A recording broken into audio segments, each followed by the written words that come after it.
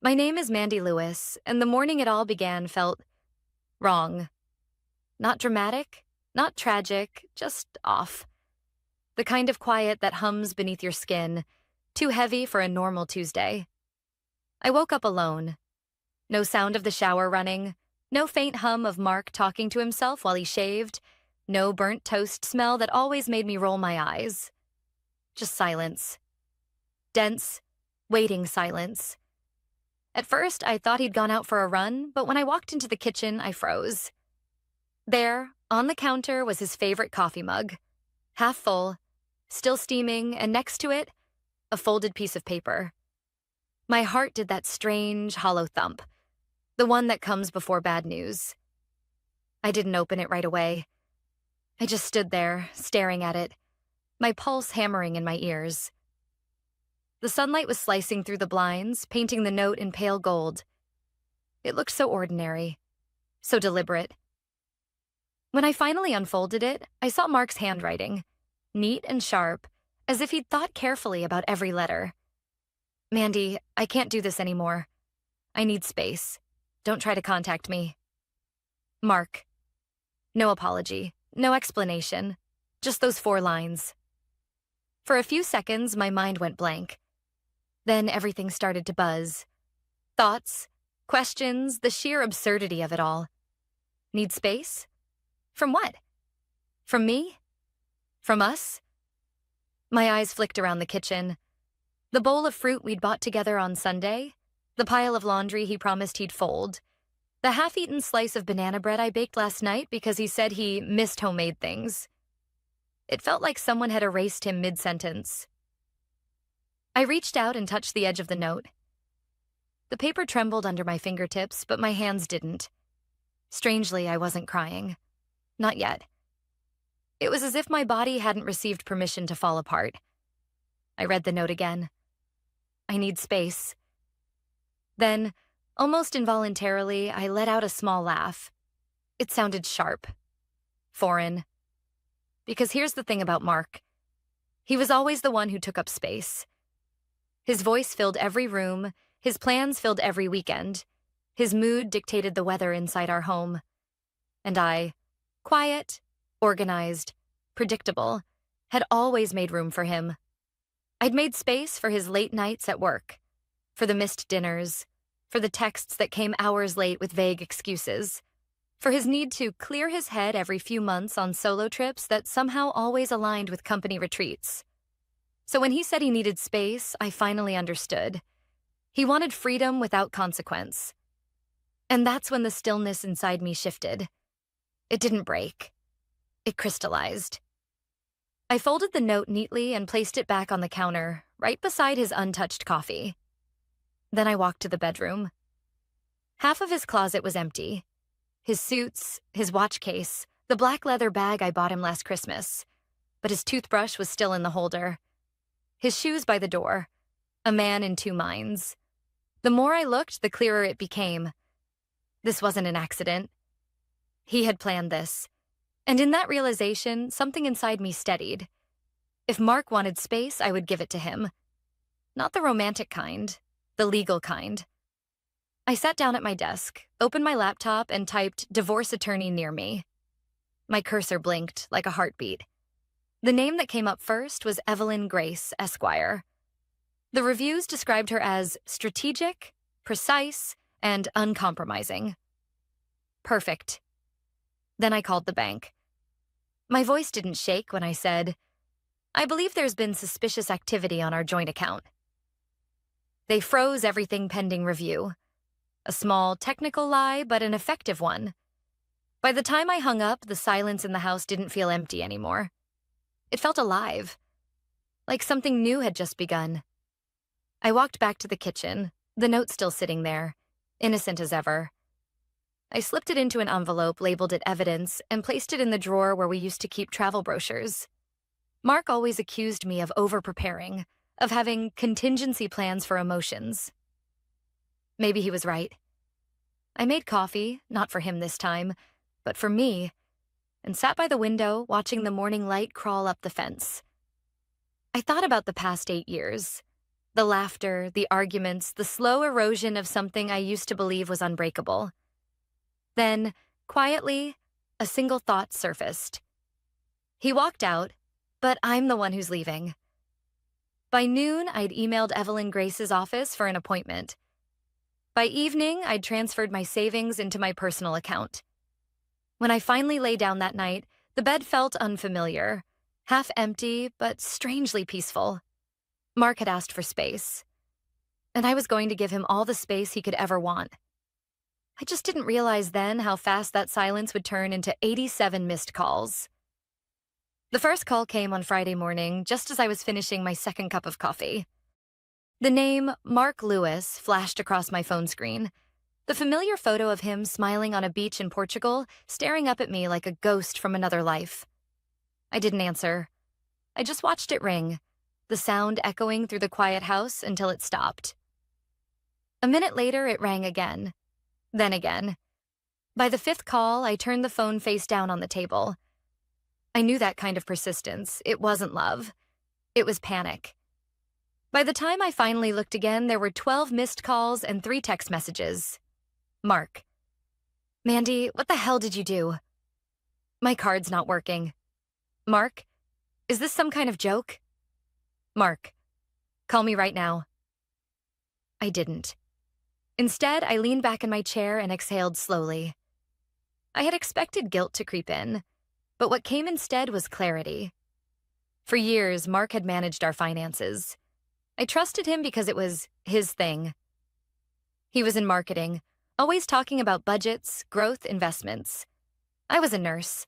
I worked long shifts and trusted that our life was built on honesty. Now I was realizing it had been built on assumptions.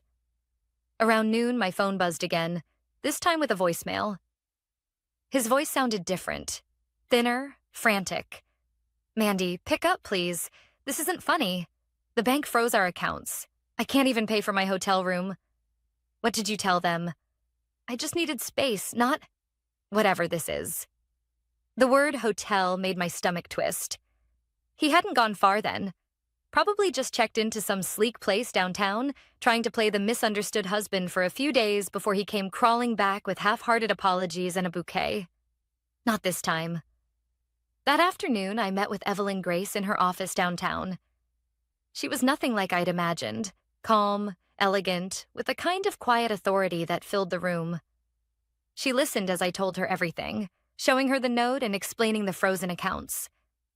When I finished, she leaned back slightly, tapping her pen against the desk. Legally, she said, he's already abandoned the marriage.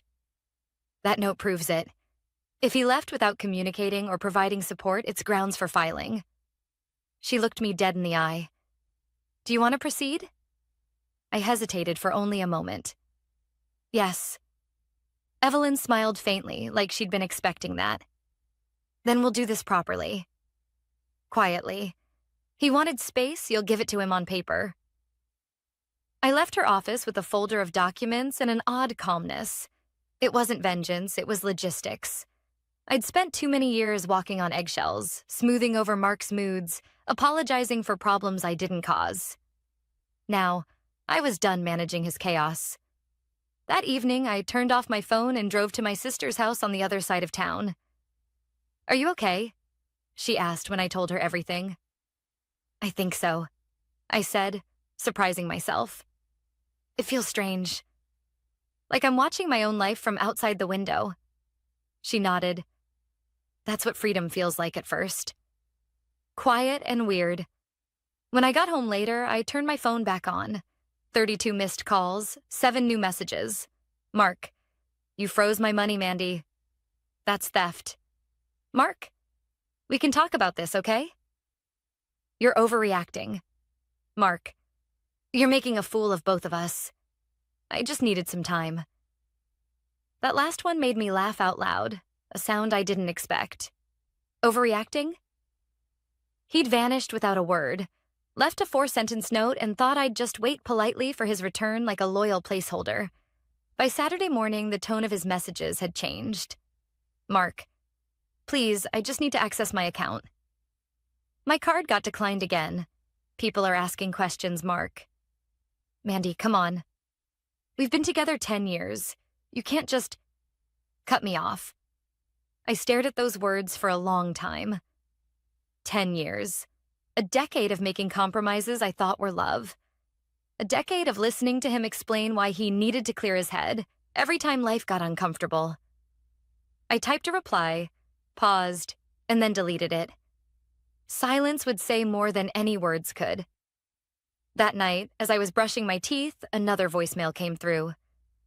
This one was different. Quieter. Slower. Mandy, I messed up. I know that. But you can't just disappear on me like this. Can we meet? Please? I turned off the light and went to bed without listening to the rest. By Sunday afternoon, I counted 51 missed calls. I stopped checking after that. My phone became a metronome of desperation, buzzing at regular intervals until I finally put it on airplane mode. Instead of answering, I went for a walk through the park near our house. The leaves had started to turn and the air smelled like rain. For the first time in a long while, I felt the simple rhythm of my own footsteps. Steady, deliberate, free. Mark was learning what space really meant. He had taken himself out of my life with a note. I was simply taking him out of the details, bank accounts, property, decisions. He thought space was distance. I knew it was separation. When I got home, I checked my email. There it was. Evelyn Grace, petition for dissolution filed. It was official. As I clicked it open, the phone on the counter lit up again. 87 missed calls. The silence that followed was the sweetest sound I'd ever heard. By Monday morning, the phone had finally stopped ringing. I thought that meant peace, but peace doesn't come that easily. Not when someone like Mark realizes they're losing control. When I opened the blinds, I saw his car parked halfway down the street.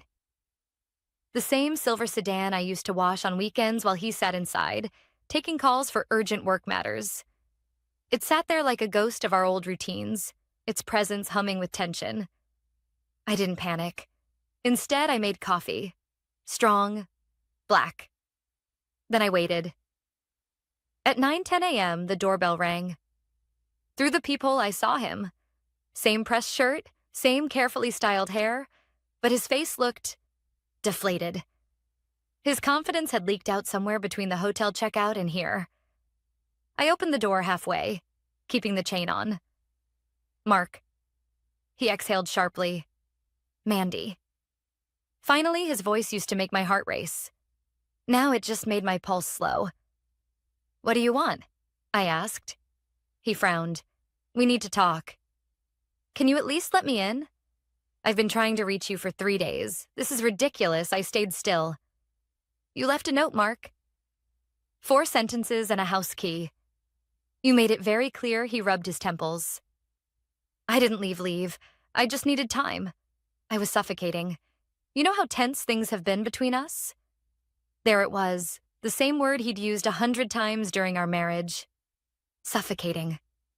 Whenever real life required something of him, empathy, effort, maturity, Mark turned it into an accusation. He stepped a little closer. You froze everything. My cards, my accounts. What were you thinking? That you wanted space, I said evenly. And I gave it to you. He let out a short, humorless laugh. This isn't funny, Mandy. You can't just punish me because I needed a break. You're acting crazy. I felt a flicker of something. Anger, maybe, but it wasn't loud. It was steady, like a candle that refused to go out. Crazy would be pretending this marriage wasn't falling apart long before you left. That made him flinch. Our marriage had started beautifully. We met when I was 27 and he was 30, both ambitious, both convinced that love could outsmart exhaustion. He worked in marketing. I was a nurse. He liked my steadiness, called it grounding. I liked his confidence, mistook it for strength. But somewhere along the way, admiration turned into imbalance. He wanted attention, praise, novelty. I wanted peace, partnership, stability. He'd come home later and later, blaming networking events. When I questioned him, he'd smirk. You wouldn't understand. This is what success looks like. At first, I believed him. Then I just stopped asking. That's how marriages don't explode. They erode. Quietly. Standing at the door now, I saw the full circle of that erosion. I didn't leave to hurt you, he said suddenly. You were cold. Everything had to be structured, perfect. I needed to breathe, to think. Did you find it easier to breathe at a hotel? I asked. His jaw tensed. Don't start. I'm not starting, Mark. You ended it. He sighed, ran a hand through his hair. Look, I made a mistake, all right? I shouldn't have left like that. But freezing the accounts? Filing for divorce? Isn't that extreme? I met his eyes through the narrow gap of the door. Extreme is walking out on your wife with a note. Extreme is expecting her to stay put and wait for you to decide if she's worth keeping. For a moment, he didn't speak. Then his tone softened. His old weapon. We can fix this. We've been through rough patches before. That was true. We'd had arguments that lasted days, quiet wars fought through closed doors and avoided eye contact. But this wasn't a patch. It was an ending. No, I said quietly. We can't. His expression changed, the softness cracking into something sharper. You'll regret this. You think freezing my accounts hurts me? You're just making this uglier for yourself. I smiled faintly. I'm not making it anything, Mark. I'm just making it real. He took a step back, shaking his head like he couldn't quite process losing control. You always need to win, don't you? I almost laughed at that. How blind he still was. It had never been about winning. I just wanted to stop losing myself. I'm done, Mark, I said. Please leave. He hesitated, then turned toward the car. This isn't over, he muttered. The moment his footsteps faded, I closed the door and locked every bolt. My hands didn't tremble. Inside, the house was silent again. But it wasn't the heavy, eerie silence from before. It was lighter, like the air had cleared after a long storm. I sat at the kitchen table, the note still in its envelope, and thought about how we'd gotten here. Not from one bad decision, but from hundreds of small ones. Moments when he lied, and I forgave. Times I shrank myself so his ego could fit the room. Now, there was no room left for that. Outside, Mark's car engine started, then disappeared down the street. And I realized that for the first time in years, I didn't feel like the one who'd been left. I felt like the one who had finally walked away. The night after Mark came to the house, I barely slept. Every sound, the creak of the floorboards, the hum of the refrigerator, made my chest tighten. It wasn't fear, not exactly. It was the heaviness that comes when something inside you finally admits, it's over. By morning, I was running on coffee and muscle memory. The house felt cleaner somehow, emptier but easier to breathe in. Still, I couldn't stop thinking about the way Mark had looked at me before he left, like he was hiding something, not just angry about the money. I sat at my desk, staring at my laptop. The thought crept in quietly. What if he'd been hiding things long before the note? Mark had always been territorial about his devices. His phone was for work, his laptop was for clients. At first, I respected that. Trust, after all, was the backbone of marriage. But now, with everything that had happened, that trust felt naive. I remembered his old tablet, the one we used to watch movies on, tucked away in the desk drawer. He hadn't touched it in months. I powered it on. To my surprise, it still connected to our shared cloud storage. And that's when the first crack of truth appeared. The photos loaded slowly. Mark at dinners, conferences, and hotel bars. Some were normal, harmless. Others made my stomach twist. A woman's reflection in a wine glass. A familiar hand on his shoulder in the background of a group shot. Little details that meant nothing alone, but together built a pattern. Her name appeared in a folder labeled Client Meetings. Rachel. I scrolled through the images, Mark and Rachel at what looked like a rooftop restaurant, both laughing, her hand brushing his arm. The timestamp was from 2 months ago. During the weekend, he told me he was at a marketing retreat. I felt my pulse quicken, but my mind stayed strangely clear. The ache wasn't new, it was just finding a name. When you live with someone long enough, you start to sense the emotional drafts. The nights he came home distracted, the perfume that wasn't mine, the sudden bursts of irritation when I asked harmless questions. I had felt it, all of it, but buried it under love and routine. I sat there for a long time, staring at the photo until my eyes blurred. Then I started documenting everything. Screenshots, dates, saved messages. Not out of revenge, out of necessity. Evelyn had told me, emotion gets sympathy, evidence gets results. By the afternoon, I had a folder titled Documents for Evelyn. It sat on my desktop like a quiet weapon. That evening, my sister called. "You sound distant," she said. "I'm fine," I lied. "Mandy, don't do that thing where you pretend you're made of stone." "What happened?" I hesitated. "I think he's been seeing someone." "Her name's Rachel." There was silence on the other end, then a sigh. "You always gave him too much credit. You thought if you just worked harder, he'd show up." Her words hit harder than she knew. That had been my pattern. Fixing, managing, softening edges that weren't mine to smooth. Mark's affair wasn't the cause of our end. It was the proof of it. After we hung up, I went for a walk. The evening air was sharp, the kind that stings but clears your head. The neighborhood looked exactly the same, kids playing, dogs barking, but everything in my world had shifted. When I returned home, a message notification blinked on my phone. Unknown number. "Rachel. I assume you know? Mark says you froze everything. Maybe it's time to talk like adults." My first reaction was disbelief, then anger. She wasn't sorry. She wasn't ashamed. She was irritated, like I had inconvenienced her by existing. I typed a reply and deleted it twice before writing. "Me. There's nothing to talk about.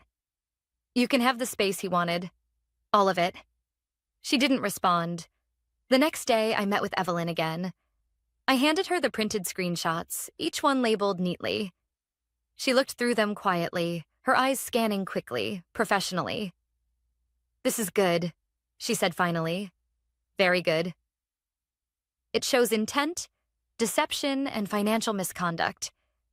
He used marital assets during this affair." I nodded, numb. She leaned forward slightly. "Mandy, I've seen this story 100 times. Men who believe walking out makes them free, but freedom without responsibility is just cowardice." Her words stayed with me. That night, I went into my bedroom. The scent of Mark's cologne had finally faded from the closet. I opened the drawer where I'd kept his note, the one weighted down by the brass house key. I read it again under the warm lamplight. I can't do this anymore. I need space. I smiled faintly, not out of humor, but realization. He had written it as an escape, not knowing it would become his undoing. As I slid the note back into the envelope, my phone buzzed again. "Mark." I didn't answer, but I listened to the voicemail later, just once. His voice was small. "Mandy, please. Can we talk?"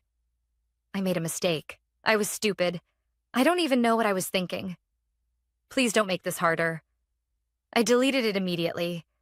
The truth had finally come out. Not through confrontation, but through quiet evidence. And as I turned off the light, I realized something profound. I didn't need revenge. I just needed distance. And for the first time since his note, I finally felt like I had it. By the following week, Mark's life began to fall apart, though not because of anything I said or did. It was because, for the first time, I said nothing at all. Silence, I'd learned, is the loudest response you can give to someone who thrives on control. I hadn't heard from him in days when the first call came. Not from Mark, but from a mutual friend, Daniel. He sounded awkward, like someone delivering bad news that wasn't theirs to tell.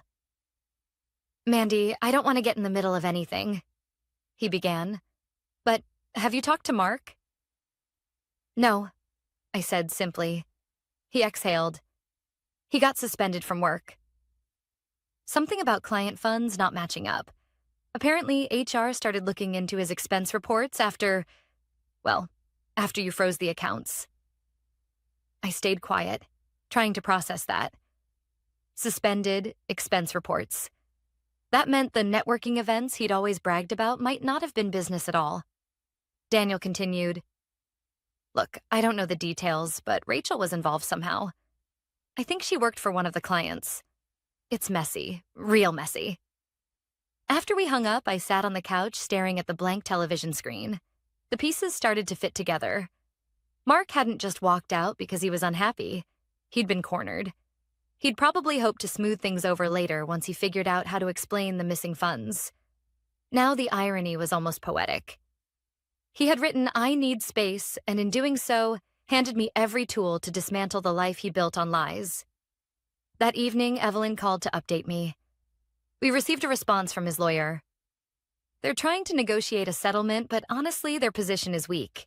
He's admitted to an affair. The financial misconduct doesn't help his case. "What happens next?" I asked. "Next," she said. "We let him come to you. People like Mark always do when they start to lose control." She was right. 2 days later, he showed up again, this time outside my workplace. It was raining, the kind of steady drizzle that makes the world look like it's dissolving. I saw him through the glass doors as I was leaving, his shirt clinging to his shoulders, hair plastered down. He looked older, smaller. "Mandy, please," he called out as I stepped outside. "Just hear me out." I didn't answer. I just kept walking toward my car. He followed. "You've made your point, okay?" I messed up. "But you can't let them take everything. I'll have nothing left." I turned, keys in hand. "Mark, you had everything. You just didn't know how to value it." His face twisted. "This isn't you. You're not cruel." "I'm not," I said softly. "But I'm done being kind to people who confuse it for weakness." For a second, I thought he might cry. Then his tone shifted, the old defensiveness creeping back. "She used me," he muttered. "Rachel. She's the reason work started falling apart. She was supposed to help with the project, but she wanted more. She threatened to tell HR about us unless I—" He stopped. "Unless you what?" I asked. His eyes darted away. "I made some bad decisions. Transferred funds, just to keep her quiet." The words landed heavily between us. "You mean you stole?" I said quietly. He looked at me like I'd struck him. I was desperate, Mandy. "You don't know what it's like to feel trapped." I let out a hollow laugh. "No, you're right. I only know what it's like to be married to someone who trapped me." He reached out as if to touch my arm, but I stepped back. "Go home, Mark. Or wherever home is for you now. You've already done enough damage. I got in my car and drove off without looking back." The rain blurred everything into streaks of silver. That night, I received another email from Evelyn. Update. Opposing counsel is withdrawing. Mark may represent himself. There's also a pending internal investigation against him. Keep any communication records he sends you. I closed my laptop and sat there in silence. Part of me should have felt vindicated. After all, justice was unfolding naturally, without me lifting a finger. But instead, what I felt was something quieter. A sadness not for what I'd lost, but for how little had ever been real to begin with. Later, as I got ready for bed, I noticed Mark's old jacket still hanging in the closet. I took it down, checked the pockets, and found an old movie ticket stub from years ago, our first anniversary. For a moment, I remembered the version of us that used to exist. The laughter, the late-night takeout, the belief that love alone could keep two people safe. Then I folded the jacket, put it in a donation bag, and whispered, "Goodbye."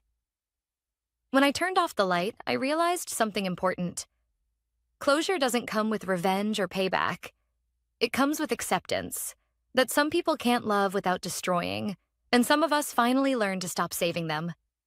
And as sleep crept in, I thought of Mark somewhere out there, surrounded by the space he had begged for. He finally had it. 3 months later, the divorce papers arrived by courier. 2 thick envelopes, one for me, one for Mark. I signed my name with a steady hand. No shaking, no hesitation. Just a quiet sense of finality. When I handed the documents back to Evelyn, she smiled faintly. "It's done. The court accepted our petition in full.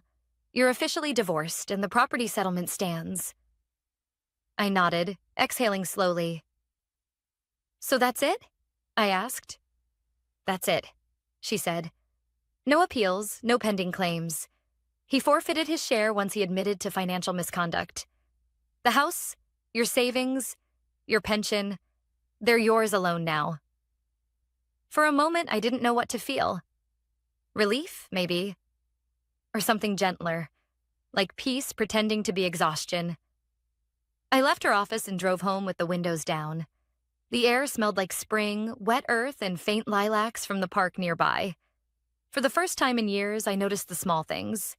The sound of children laughing, the rhythm of my turn signal, the feel of sunlight on my arm. It was strange how much space silence could hold when it wasn't heavy anymore. When I got home, I walked from room to room. The house didn't echo the way it used to. I had repainted the living room a soft gray, replaced the sleek furniture Mark loved with pieces that felt warm, lived in. My favorite corner now had a small bookshelf, a cozy chair, and a plant that somehow hadn't died under my care. The house felt like it was finally mine, not because I'd taken it from him, but because I'd reclaimed the air inside it. I sat at the kitchen table and looked out the window. The same spot where I'd once found his note months ago. The brass key still sat in my drawer, untouched since that day. I thought about throwing it away more than once, but I never did. Maybe because it reminded me how quickly a life can pivot on 4 sentences. That afternoon, my phone buzzed. Unknown number. Normally, I would have ignored it, but something made me answer. "Hello?" Silence, then a hesitant breath. "Mandy?" It was Mark. His voice was thinner, raspier, like life had worn the edges down. I didn't speak. "I got your email about the settlement," he said finally. "I just wanted to say I understand." "You did what you had to do," I waited. "I'm leaving town," he added. "Going to stay with my brother for a while. Try to figure things out." "All right," I said quietly. He hesitated. "I don't expect you to forgive me.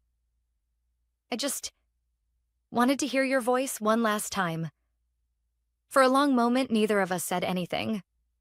There were so many things I could have told him. How much he'd hurt me. How deeply I'd blame myself. How I'd learned that loving someone shouldn't mean losing yourself piece by piece. But I didn't. Instead, I said, "Take care of yourself, Mark." He exhaled softly. "Yeah, you too." Then the line went dead. I placed the phone down and stared at it for a while. There were no tears, no anger, just quiet acceptance. He had finally gotten the space he asked for. And I had finally learned that space can also mean freedom. The next morning, I woke up before sunrise. I brewed coffee and took my mug outside to the small patio. The sky was turning soft pink. The world still hushed. For the first time in months, I didn't check my phone. Instead, I thought about what Evelyn had said during our last meeting. Divorce doesn't end a life. It resets it. I realized how true that was. I had spent years being someone's anchor, steady, dependable, predictable, without noticing how deeply that anchor had kept me from moving. Now, the weight was gone. And in its place, there was room for something new. I started taking long walks after work, joined a pottery class, even booked a solo weekend trip to the coast.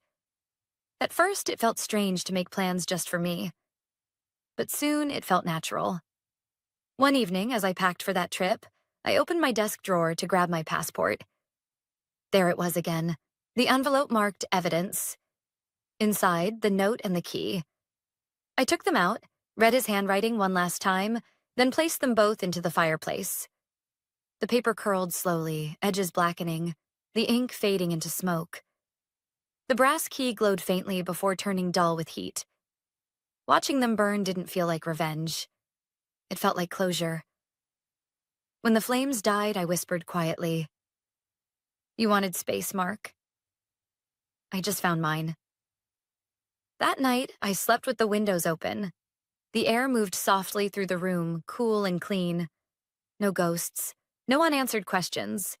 People often say betrayal destroys you, but that's not true. It remakes you if you let it. It strips you down to what's real, then asks what you'll build from there. And I was ready to build. The next morning, I left for the coast with my bag in the back seat, the sun breaking over the horizon. I didn't look back once.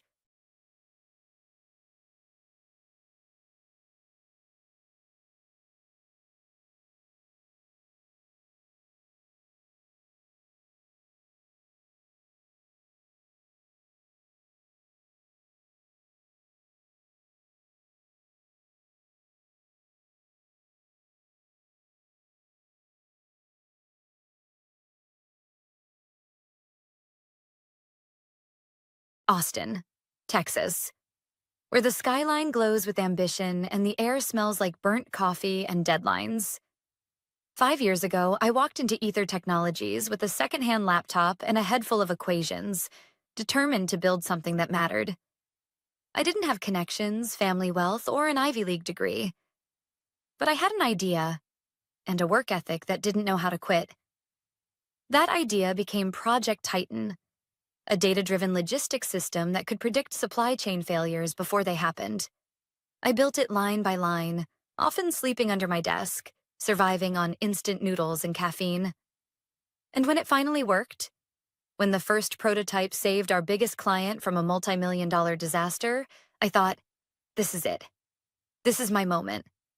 For 5 years, I kept Titan alive, through budget cuts, layoffs, and one CEO who treated praise like it cost him money.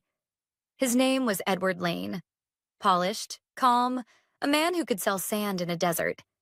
He used words like vision, innovation, and team spirit, but when the cameras turned off, all he cared about were investors.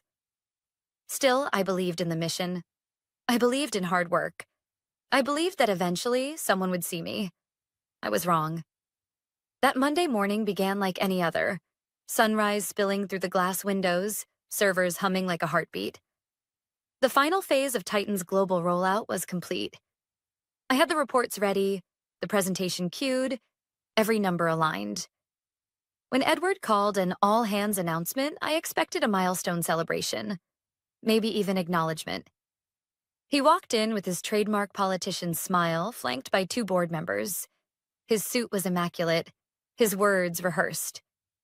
"Everyone," he began, "today marks a new chapter for Project Titan, and for Ether Technologies as a whole." My chest tightened with pride. Finally.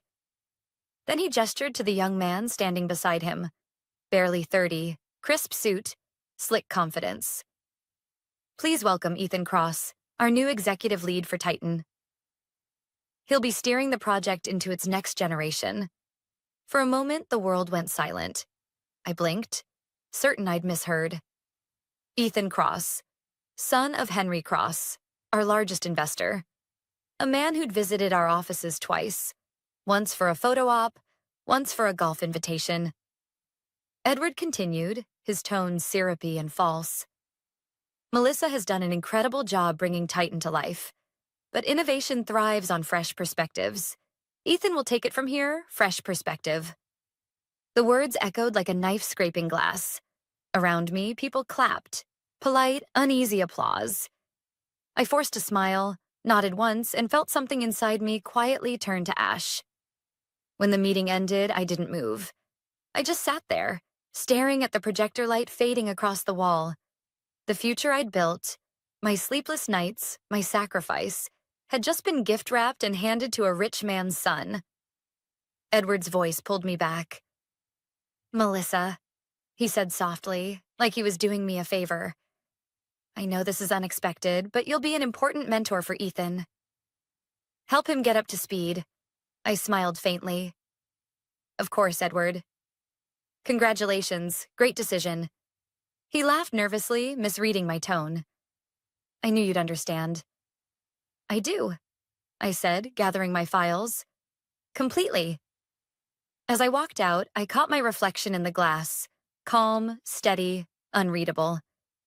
Inside, though, a storm was forming. Back at my desk, I opened my laptop and stared at Titan's dashboard. Every metric, every algorithm, every bit of code carried my fingerprints. And buried deep inside the system was something no one else knew existed. A clause I'd written into Titan's architecture years ago. A safeguard. A line of code designed to prevent unauthorized transfers of system control without my encryption key.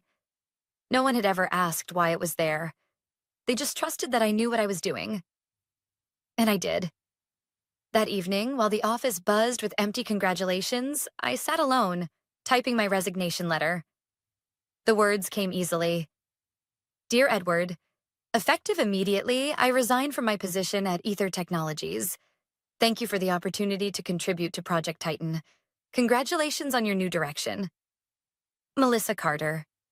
I printed it, folded it neatly, and slid it into an envelope. When I walked back into his office, Edward was mid-conversation with Ethan, both grinning over a chart I'd built. I placed the envelope in front of him. What's this? Edward asked, still smiling. My resignation, I said evenly. The smile faltered. You can't be serious, right? Completely, I said. You wanted a fresh perspective. You've got it. For a long moment, he just stared at me.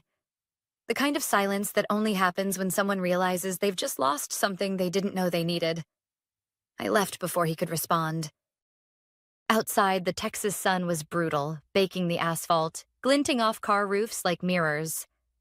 I took one last look at the Ether building, the glass tower I'd helped build from the inside out, and whispered under my breath, let's see how Titan runs without me. As I walked away, my phone buzzed. An unread email from legal. Subject line, transfer of core system permissions, pending approval. I smiled. The game had just begun. The next morning, the office felt colder. Not the temperature, the energy. Conversation stopped when I passed by. Glances darted away. Word travels fast in tech, especially Betrayal. Everyone knew I'd resigned, and everyone wanted to know why. I kept my answers short. Just time for a change, I'd say, smiling politely. But inside, my mind was already 10 steps ahead. At 9:17 a.m., my phone buzzed. From Edward Lane, subject transition assistance. Melissa, thank you again for your professionalism yesterday. I know emotions can run high in these moments. Let's make the handover smooth. Please assist Ethan with the full Titan access transfer by Friday smooth. That word again. Corporate translation. Make it painless for us while we erase you. I read the message twice, then minimized it. My resignation was official, but I still had 2 weeks of notice to serve. That meant they still needed me. And Titan, my system, wasn't designed to obey just anyone. Ethan showed up at my desk not long after, all confidence and expensive cologne. He leaned against the cubicle wall like he owned the place already. Hey, Melissa. Just wanted to say I'm really excited to work with you, even if it's just for the transition. I nodded. Glad to hear that. Have you reviewed the system architecture yet? Not really. Dad says you built it pretty intuitively. I'm sure I'll pick it up fast. I forced a smile. I'm sure you will. He grinned, completely unaware that under Titan's elegant dashboard sat layers of encrypted protocols. You couldn't pick it up fast, even if you had a PhD in machine learning.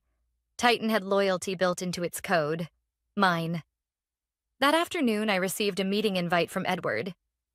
Titan Transfer Protocol, 4 p.m.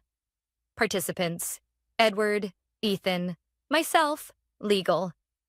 Legal being there told me everything. They wanted to make sure I didn't forget anything. When I entered the glass conference room, Edward stood near the window, hands in pockets, projecting calm authority. The city skyline shimmered behind him, a wall of glass and sunlight. Ethan sat at the table, tapping on his phone. The company lawyer, Vanessa, nodded politely when I came in. Melissa, Edward began, we just need your confirmation on the system handover. Nothing complicated.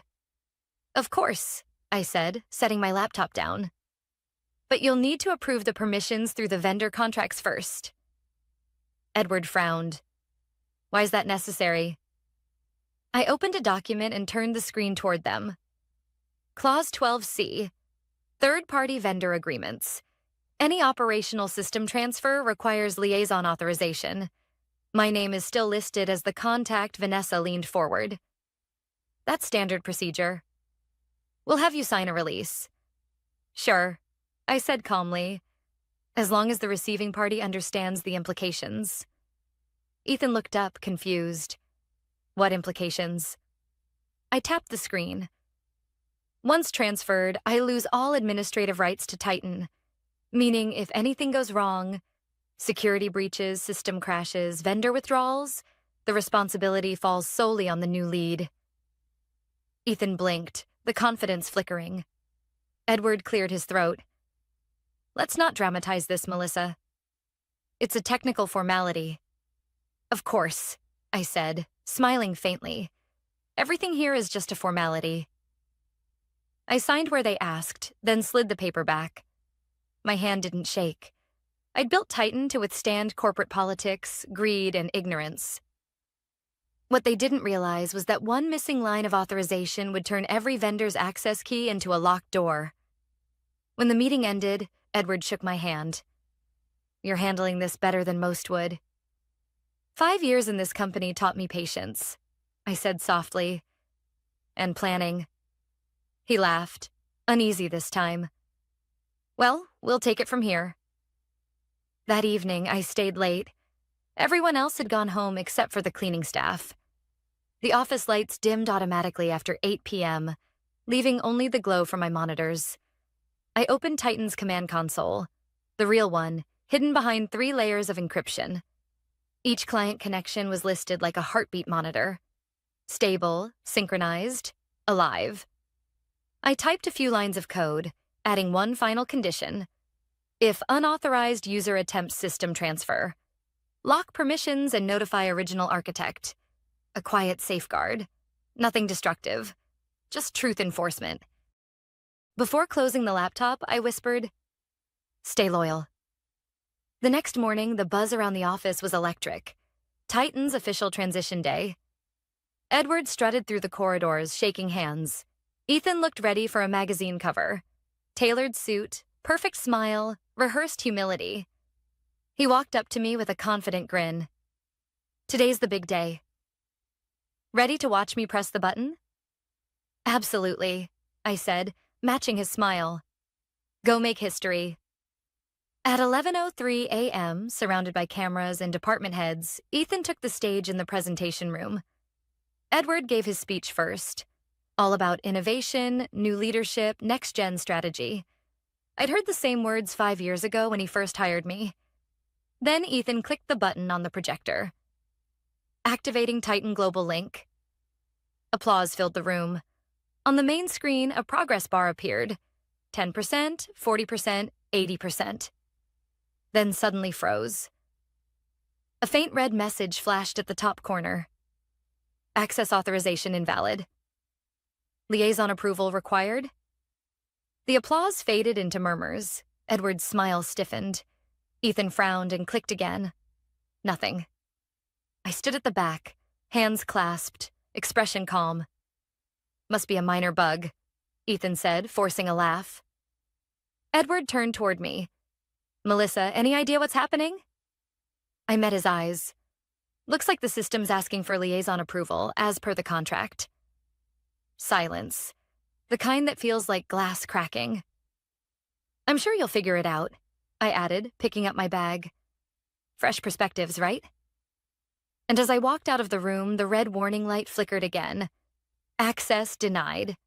By the time I got home that evening, my phone had already buzzed 6 times, all from Edward. I didn't answer. I poured myself a glass of water, sat by the window, and watched the city flicker beneath a dark Texas sky. I knew exactly what had happened at Ether. Titan hadn't crashed. It had done exactly what it was designed to do. protect itself from unauthorized hands. At 8:41 p.m., my phone lit up again. Urgent, call me now. I muted it and set it face down. For the first time in years, the silence didn't bother me. It felt like freedom. The next morning, I arrived at the office like nothing was wrong. The lobby felt tense.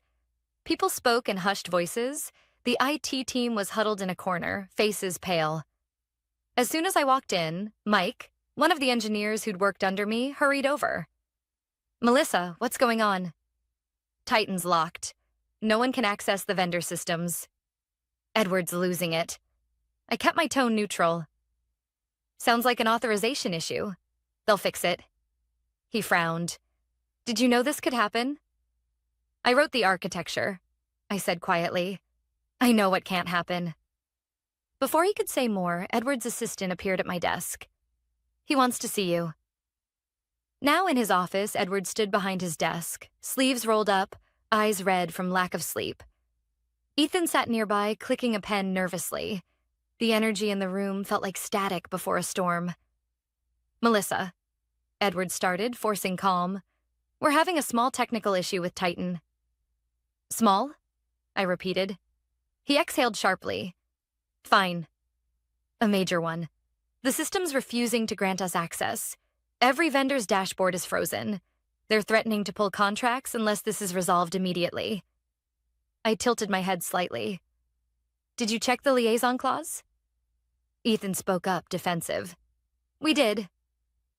It says access requires authorization from the project's original architect. But you resigned. That shouldn't matter anymore." "Actually," I said evenly, "it matters a lot. The vendor's legal teams follow that clause, not your job titles. They can't operate without written approval from me." Edward's voice cracked. "So what are you saying? That we're locked out of our own system?" "I'm saying," I replied, "that Titan was built to prevent unauthorized use." "You wanted fresh leadership, Edward. The system doesn't seem to agree." He slammed his hand against the desk. "This is not a game, Melissa. We have millions in contracts on the line." I stayed silent, letting the words hang there. Then softly, "You told me it was time for new energy." I simply stepped aside. For a long moment, no one spoke. Then Edward's tone shifted. Quieter, almost pleading. "Just help us unlock it. You know how much we need this launch. I'll compensate you." "Compensate me?" I said, raising an eyebrow. "Edward, for 5 years, I built this company's most valuable product. You compensated me with overtime and silence." His jaw tightened. "You're bitter." "No," I said, standing. "I'm awake." I turned to leave, but he called after me. "Melissa, don't do this. Think about your reputation. About your future." I paused at the door. "You should have thought about that yesterday." Back at my desk, I gathered my things. The office buzzed with panic. People whispering, phones ringing, someone swearing under their breath. Titan's failure had rippled through every department. Without access to the vendor systems, deliveries were halted. Payments delayed. Clients furious. I walked past the conference room where Ethan was trying to reassure a group of managers. "We'll fix it by end of day," he said, voice trembling. No one believed him. Outside, the sun was brutal, the Texas heat almost mocking. I sat in my car for a moment, then opened my laptop. One notification blinked on Titan's backup server. Unauthorized transfer attempt detected. Access denied. I smiled. It wasn't revenge. It was justice by design. 2 hours later, I got a message from Mike. "Edward's calling an emergency meeting." He looks scared. Vendors are suspending contracts. I didn't reply. Instead, I stopped by a small cafe near the river. The same one I used to visit when I was still coding Titan at 2 a.m., dreaming about recognition. I ordered black coffee, the bitter kind that keeps you honest, and opened my notebook. If either wanted a lesson in value, they were about to get it. I spent the rest of the day sketching outlines for something new. Something better. Titan's sister system. built not for corporations, but for integrity. I named it Helios. That night, as the city lights flickered across the water, my phone buzzed again, this time from an unknown number. I almost ignored it, but answered. A familiar voice came through, calm but tight. "Melissa, it's Henry Cross, Ethan's father, the investor." I leaned back. "To what do I owe the honor?" "I understand there's been an issue with Titan. I'd like to discuss how we can resolve it." Privately, I smiled to myself. "Of course, Mr. Cross." "I'd be happy to talk." "Excellent," he said. "Tomorrow morning, 10 o'clock, my office." When he hung up, I stared out at the dark Austin skyline and whispered, "The board's moving its next piece." The difference was, this time, I'd already mapped the whole game. The next morning, I arrived at the Cross Holdings building 15 minutes early. Glass walls, chrome accents, and silence. The kind of place where deals were made in whispers and smiles. The receptionist, perfectly polite, escorted me to a conference room that smelled faintly of leather and new money. Henry Cross entered right on time. Early 60s, silver hair, perfectly pressed suit. The kind of man who never had to raise his voice because his name did it for him. He smiled, but it wasn't warmth. It was calculation. "Melissa," he said, extending a hand. "Thank you for coming."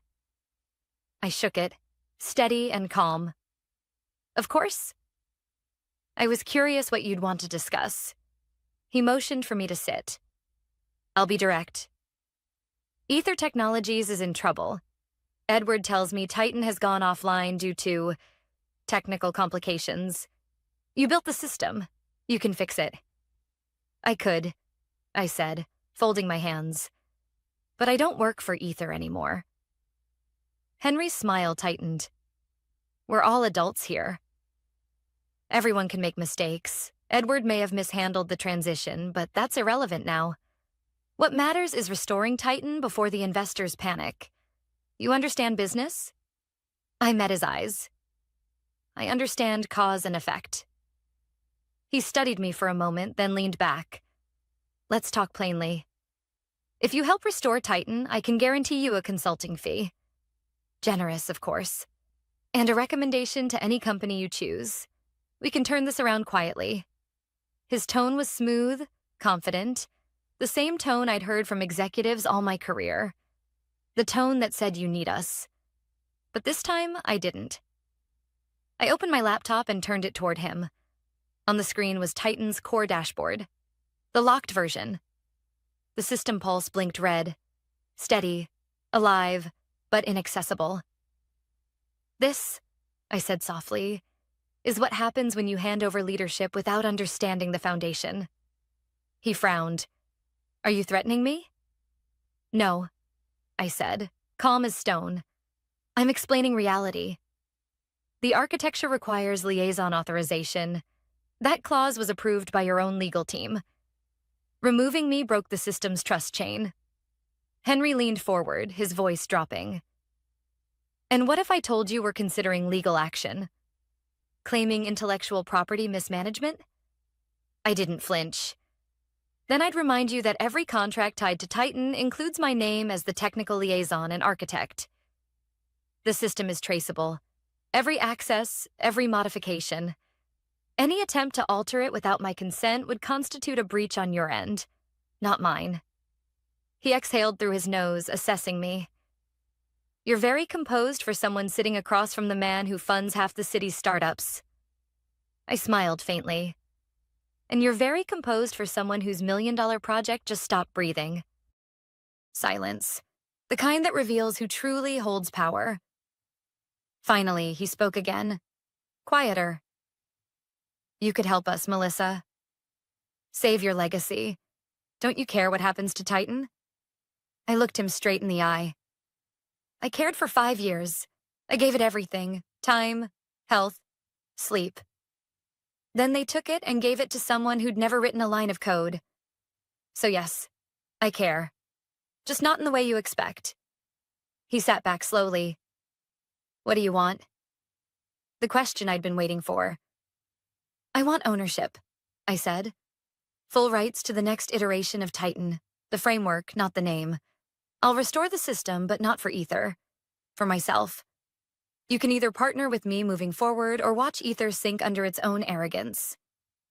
His expression flickered. Surprise, calculation, then something like respect. You're bold.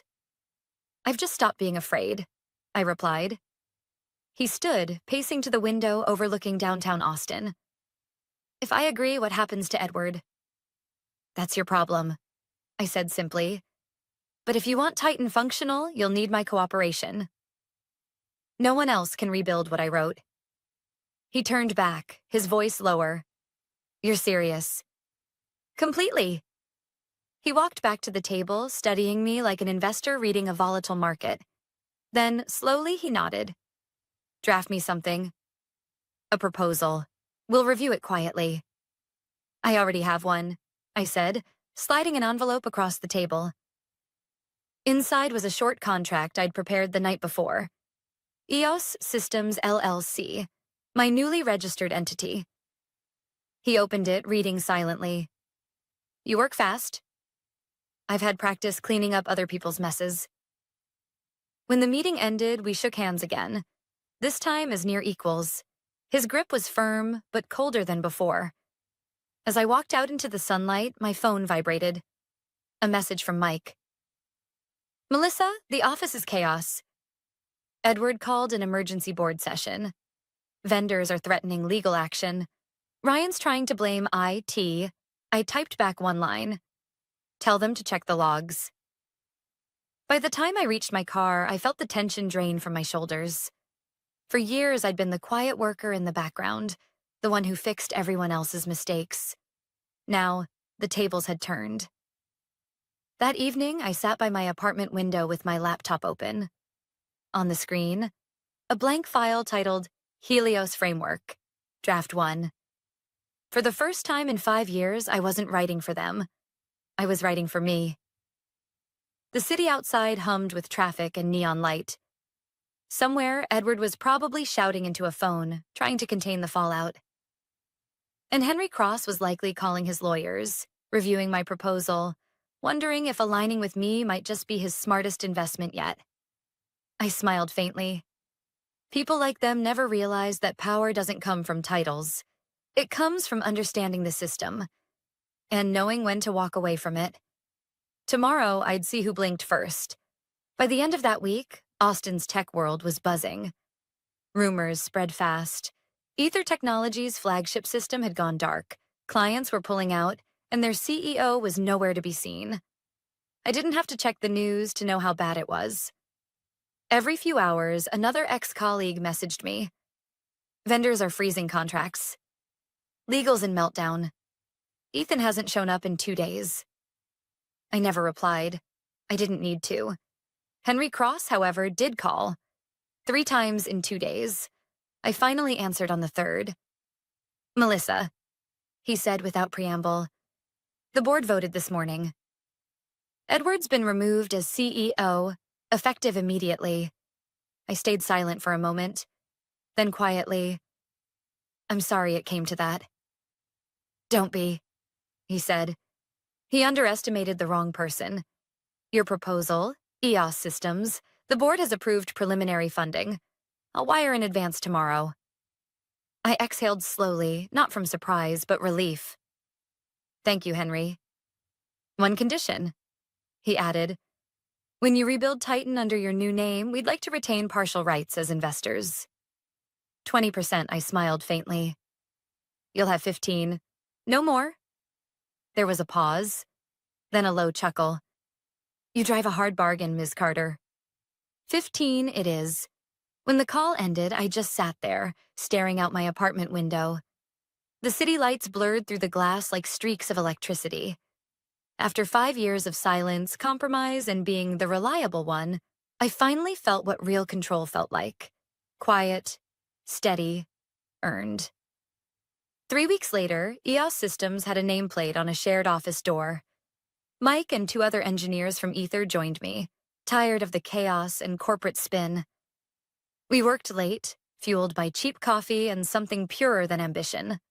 Purpose. While we rebuilt, Ether unraveled. I watched from a distance as Edward tried to spin public statements about temporary system issues, but investors weren't buying it. Vendors demanded proof of compliance. Clients started migrating their contracts elsewhere. The irony? Many of them reached out to me. Melissa, we heard you're starting something new. Can we talk? That first week, we signed 3 clients, all former Ether partners. Each one wanted a version of Titan they could trust. Transparent, accountable, human. I didn't just give them that. I gave them Helios. One evening, around midnight, I received an unexpected message. Ether's logo. Sender, Edward Lane. You win. Happy now? I stared at the screen for a long moment before replying. It was never about winning. It was about fairness. He didn't respond. He didn't have to. The next morning, the news broke. Former Ether CEO under investigation for financial mismanagement and data compliance violations. Ethan's name appeared briefly in a footnote, listed as no longer affiliated. I felt no satisfaction, just clarity. People who build their success on others' work always assume the foundation will hold forever. But every system has a limit. Every lie has a timestamp. 2 months later, EOS officially launched. Henry attended the small press event, smiling for the cameras. We believe in integrity-driven innovation, he said, reading from the prepared notes I'd written. Systems built not just to perform, but to protect. When it was my turn to speak, I kept it short. I named this company EOS, after the dawn, because every ending brings light if you wait long enough. The applause was polite, genuine. Cameras flashed. But the moment that stayed with me came afterward when Mike raised his coffee cup and said, "You know what's funny? They said Titan needed a fresh perspective. Guess they were right." We all laughed, not bitterly, but freely. That night, I walked home through the quiet streets of Austin. The air was cool for once, the kind of calm the city rarely offered. I passed by Ether's tower. Its lights dimmer now, fewer cars in the lot. The building looked hollow, as if it was still trying to remember what it used to be. I stopped for a moment, studying the mirrored glass. My reflection looked back. Older, sharper, but at peace. I thought about those early years, the long nights, the exhaustion, the moments I almost quit. How I'd believed that hard work alone guaranteed respect. But respect without boundaries is just a longer leash. When you build something, you must also protect it. Not from failure, but from those who believe ownership comes from titles instead of sweat. A soft breeze moved through the street. Somewhere in the distance, a neon sign flickered. Open all night. I smiled, pulled my coat tighter, and kept walking. Tomorrow, the real work would begin. Helios wasn't just a system. It was a statement. Proof that integrity could still win in a world obsessed with shortcuts. I didn't need revenge anymore. I didn't need recognition. What I had was better. Peace, independence, and a future built on my own terms. Before turning the corner, I glanced one last time at Ether's fading logo high above the city and whispered, "Fresh perspectives, right?" Then I walked away. Not out of bitterness, but because I finally could.